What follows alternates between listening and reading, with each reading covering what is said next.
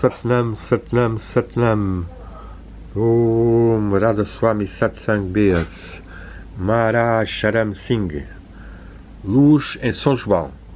É um livrinho que, como o seu título indica, vai tentar fazer luz sobre o Evangelho de São João, considerando-o um documento de espiritualidade universal em que ele, enquanto mestre que foi deste movimento ao grupo, o Radha Swami Satsang, que baseia-se muito no verbo, na palavra, no tal Satnam, ou também chamado Omkar, ou também chamado Vak, ou também chamado Om. Este autor teve milhares de discípulos, ainda tem sucessores e muitos seguidores na Índia, e meditam usando muito a repetição de certo tipo de sons, mantras, e concentração na luz e audição do som. Há pouco, arrumando aqui uma biblioteca, encontrei uma parte interessante, logo na introdução, página 3, duas exegeses sobre zonas realmente complexas que nós não temos tanta certeza. E é assim esta. Página 3, por exemplo, traduzo, quando eu estava a ler o Evangelho segundo Tomé, um manuscrito encontrado no Egito, que foi publicado, ele diz, a tradução de 1959, portanto isto foi, o livro foi publicado em 67, poucos anos depois do livro ter sido publicado, e os Evangelhos tinham sido descobertos também há muito pouco tempo, eram as primeiras publicações, mas este guru já o tinha recebido, e diz-nos assim: o tradutor, tendo dado numa página o original na língua copta, na outra dá a sua própria tradução na página, portanto, oposta. De modo a que os scholars, os eruditos, especialistas, possam ver se ele fez justiça ou não ao original. Num dos Logia, ele diz-nos assim: em dado momento estão mencionadas 5 árvores que são eternas. E, de facto, comento eu agora, é um dos ditos do Evangelho de São Tomé mais complexo de ser identificado, de ser interpretado, de fazer uma hermenêutica profunda, tanto mais que não existe nos outros Evangelhos, enquanto muitos dos 113, se não me engano, ditos do Evangelho de São Tomé, cerca de 90 estão, de uma forma ou de outra, presentes nos Evangelhos sinóticos, Mateus, Marcos, Lucas e João. Estas 23 ou 30 logions que não estão são mais ricos e mais interessantes. Ora, um deles é este. E o que é que ele diz assim? Mencionam-se então 5 árvores que são eternas. 2 pontos, começo da citação do dito. Pois é uma fala de Jesus a responder aos discípulos. Pois vós se não me engano, é quando perguntam quando é que nós entraremos no reino, etc. Isso. E Jesus responde assim: vós tendes 5 árvores no paraíso, que não se movem nem no verão nem no inverno, e que as suas folhas não caem. Quem quer que as vir a conhecer, esse não provará a morte. Isto é, de facto, um dos logias mais interessantes, e as interpretações não são fáceis, ainda que haja alguma analogia em alguns ditos dos maniqueus, em que há uma certa ligação do cristianismo já com religiões orientais, e em que há uma referência também às 5 árvores. Ora, aqui Charan Singh diz assim: ele deve estar-se a referir aos 5 sons e às 5 regiões, ou planos, ou níveis frequentemente mencionados pelos místicos. Pelo menos eu não posso encontrar qualquer outro sentido. Ora, estes 5 sons aparecem realmente 5 sons na tradição dos 5 elementos chineses. Aparecem muito os vários tipos de sons, mas geralmente até mais 7, mas que sejam 5, respondentes aos chakras e aos vários planos do universo, que de facto muitas vezes são vistos só como 3, ou como 5, ou como 7, de acordo com as divisões e frequências que se fazem. E ele aqui fala frequentemente mencionados pelos místicos. Não fala sequer na sua própria experiência que poderia ter dito em relação a estes sons.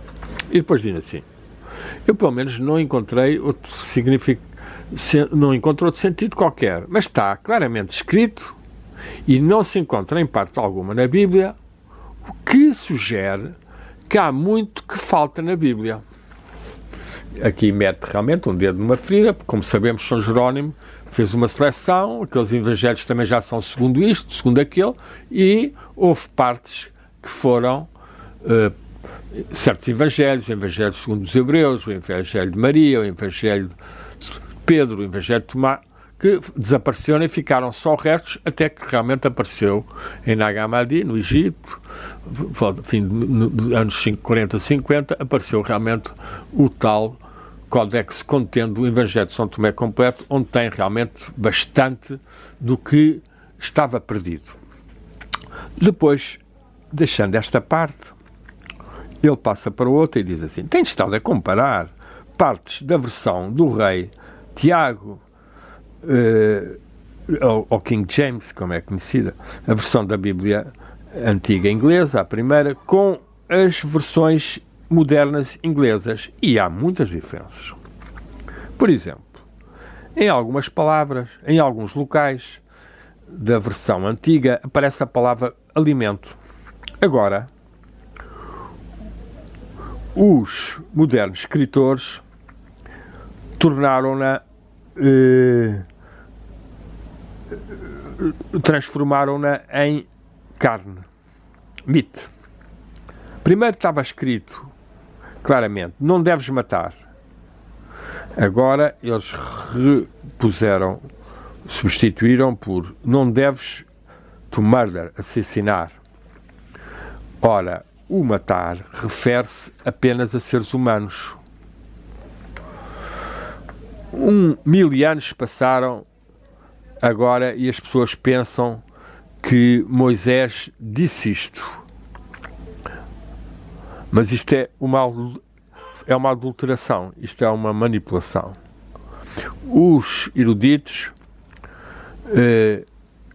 endireitaram, puseram de uma forma mais correta, se quisesse, a versão inglesa, moderna, mas eles interpretaram mal os ensinamentos e guiaram mal as pessoas. Isto é, de facto, a gravidade extraordinária que nós podemos ver com que qualquer pessoa adquire com facilidade dezenas ou centenas, ou às vezes mesmo milhares de seguidores, estando a passar uma série de informação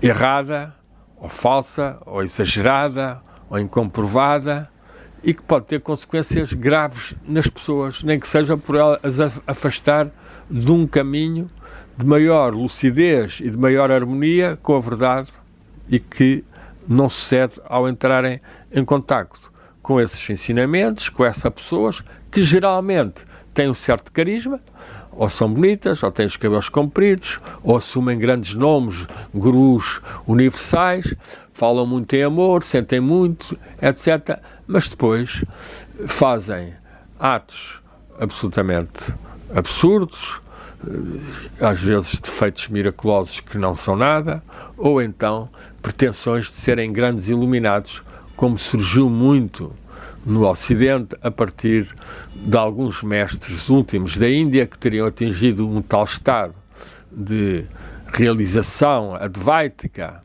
de libertação, tal como Ramana Maharishi ou Nisargadatta, e que teve uma série de avatares, pseudo-avatares, ou seja, avatares no sentido que manifestam, que fazem descer isso, e que tiveram, ou têm ainda, centenas de seguidores, e basta falar alguns que já partiram, como o Punjaji, ou creio o André Cohen, ou outros.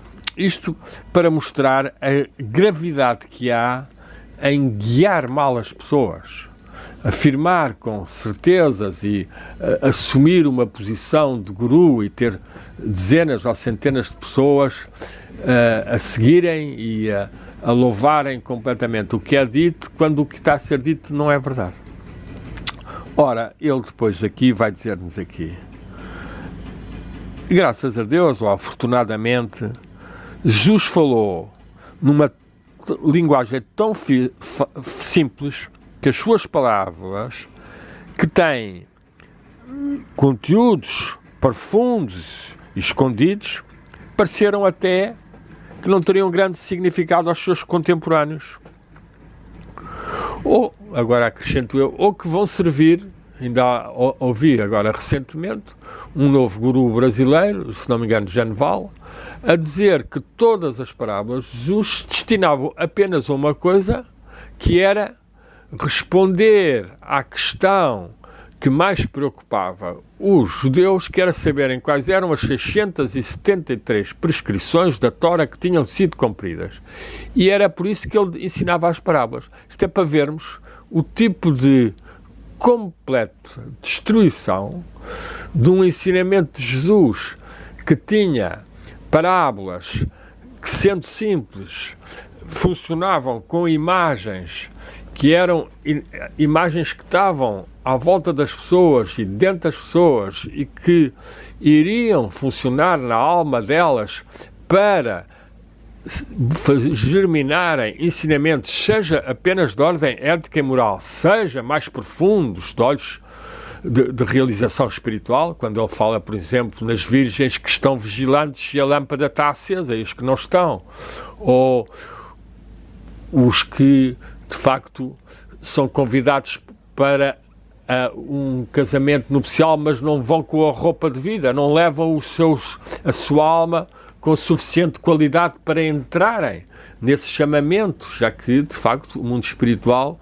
o mundo divino, está sempre a chamar, mas nós temos que conseguir merecer e conseguimos limpar-nos de tanta má informação e tanta desinformação que é veiculada. Ora, as parábolas têm o seu valor e muito mais profundo do que esse só. Ele aqui fala-nos dessa. Portanto, como resultado delas não terem sido vistas como tendo significados tão profundos, elas não foram muito manipuladas ou mexidas, e nós temos ainda essas maravilhosas ou belas joias na Bíblia, a partir da qual nós podemos avistar, discernir a riqueza mística ou a essência mística dos ensinamentos e corroborá-lo, confirmá-lo com o dos santos de outros tempos ou de tempos modernos. Nós não devemos ler a Bíblia como uma novela, nem a devemos ler como um documento legal, interpretando cada sentença, cada período, cada ponto, porque muitas ligações estão em falta. Tem que ser estudada com concentração se teremos que compreender verdadeiramente o verdadeiro significado. E, sobretudo, mais do que isso, meditar para que tal possa, dentro de nós, revelar-se. Ler mais um parágrafozinho e de nosso amigo Guru Maharaj Sant, aqui representado nesta fotografia com as suas barbas compridas e com algum público assistindo. Ele diz-nos então que, para finalizarmos, as pessoas mais santas ou os santos podem vir a este mundo em qualquer altura e em qualquer país. Contudo, os seus ensinamentos estão, de certa forma, obrigados a serem quase o mesmo. Os ensinamentos dos diferentes santos não são diferentes uns dos outros, porque a divindade é uma e o caminho para realizá-la é também uma, pois ele está dentro de cada um de nós. Nós temos que procurá-lo dentro de nós próprios e sob a orientação de alguém que já tenha em si próprio realizado a divindade em si mesma, tal como Cristo fez no seu tempo. E isto é muito importante o que ele diz aqui. Realmente Jesus Cristo foi um mestre que teve essa ligação com o Pai, daí que ele se retirasse volta e meia para estar em comunhão com ele.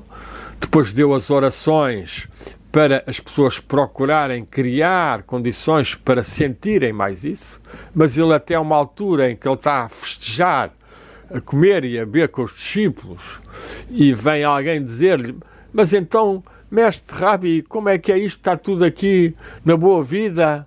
Isto é que é o caminho para o reino dos céus? E ele diz assim: quando os discípulos estão com o mestre, ou quando as pessoas, o amigo está com a amada, então aí tem que se festejar. Esta é uma expressão muito importante de nós tentarmos realmente valorizar os estados unitivos, seja com a natureza, seja com a amada, seja com a família, seja com a divindade, seja com o nosso próprio espírito interior, já que a divindade é um nível mais elevado e que tem que passar por esta entrada mais profunda de nós, dentro de nós próprios. E assim vamos terminar. Vou ler aqui só mais um textozinho acerca deste que falámos. Diferentes místicos, diferentes épocas, referiram-se ao mesmo poder por diferentes nomes. Nisto, Cristo chamou a palavra, o Logos, o Espírito, o nome, o Espírito Santo e a voz de Deus. Cristo, ou os evangelistas, etc. Mas aqui esta referência ao Espírito que, na nossa consciência, pode assumir estes aspectos. Os árabes místicos e os persas chamaram Kalma, Bang-i-Hazmani, Nada-i Sultani, o mais elevado, Nada-i Sultani. Este é um dos nomes que o grande discípulo e mestre Dara Shikoh, o filho de Shah Jahan, e que foi morto, infelizmente, pelo fanático Aurangzeb, e que era, de facto, um iniciado e um místico e que deixou alguns livros, dos quais eu já tenho algumas traduções até postas no YouTube. Izmi-i Hazam e o Sultan al-Aqsar, aqui outra referência ao mais elevado sultão destas realizações, e muitos outros nomes. Os místicos indianos deram-lhe o nome Akash Bani, Ramnam, Ramdun, Nirmal Nad e, mais geralmente, Shabd Onam. Os chineses chamam-lhe Tao. Este poder divino é conhecido por muitos outros nomes. E vamos terminar aqui agradecendo ao nosso amigo Maharaj Charan Singh ter-nos permitido ler um pouco do seu ensinamento e tentarmos estar mais atento às palavras que chegam até nós, às manifestações pela palavra e que, portanto, se tornam poderosas, mas que podem ser para manipular, para enganar. E nós vemos como políticos, como comentadores, ou mesmo até gurus, usando a voz e usando por vezes até doçura e isto e aquilo, estão a veicular, e com efeitos mesmo assim poderosos, erros e negatividades. O que é que isto nos obriga? A termos que ter muito discernimento, meditarmos muito bem, orarmos, pedirmos que o corpo místico da humanidade, a tradição da filosofia perene, os mestres e santos e antepassados, nos inspirem nos sonhos, nas meditações, para compreendermos como muitas vezes as forças que estão a ser veiculadas como sendo luz, não são tanto luz e que vão até lançar mais obscuridade ou sombras ou dúvidas. Possamos nós então invocar mais a verdade, Sat, ou como se diz na tradição indiana, Sat Chit Ananda. Sat, o ser, Chit, consciência, o pensamento, e Ananda, a beatitude, a felicidade.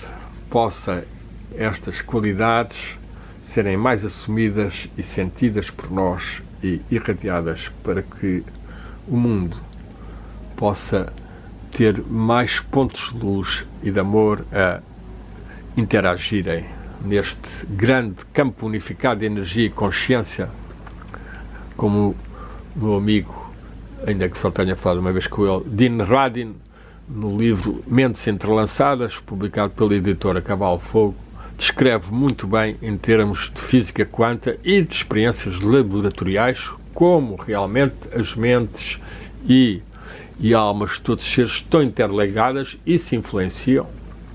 Imran, que é não só um cientista, mas também um praticante de espiritualidade, tendo mesmo nós falado sobre alguns aspectos da meditação e do que é que pode acontecer ou ver-se. Possam então as nossas meditações serem luminosas e trazerem luz e amor maior para todos. Om Lux Amor.